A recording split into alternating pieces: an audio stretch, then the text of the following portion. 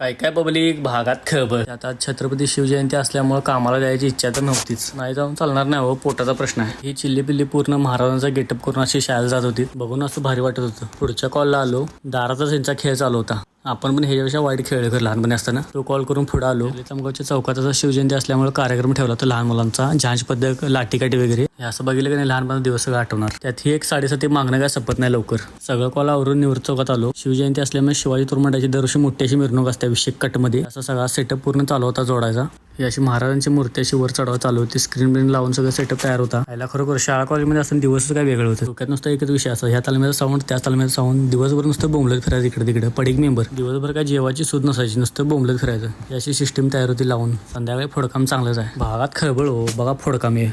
त्यात साऊंड म्हणला का नाही पोरं ऐकत नाहीत. हे असं फोडकाम चालू होतं. साऊंड हार्ड वाजत होता. बरोबर आधीचा दिवस म्हणजे काय बघायलाच नको. टेन्शन नसायचं कसलं किल्ला बनव, हे बनव, ते बनव. आपली शिस्त आणि माणुसकी पण बघा. रोडवर पब्लिक असताना, गर्दी एवढी असताना, एवढ्या मॉप मधनं एक सेकंडचा विचार न करता पूर्ण जागा करून दिली ॲम्ब्युलन्ससाठी. जगाच्या पाठीवर कुठं पण जावा, खरं कोल्हापूर सारखी माणुसकी कुठेच मिळणार नाही तुम्हाला. उगाच म्हणत नाही आम्हाला जगात भारी आम्ही कोल्हापुरी. त्यात रंकाळा क्लासिकनं शिवजयंतीमुळे बॉडी बिल्डिंगच्या स्पर्धा आयोजित केल्या होत्या. याशी कोल्हापूर, सांगली, सातारा सगळी बॉडी बिल्डिंग आली होती. असं पोझिंग बिझिंग चालू होतं. तर भावाचा ब्लॉग आवडला असेल तर लाईक करा, फॉलो करा, शेअर करा. भाऊ आपला विषय संपला.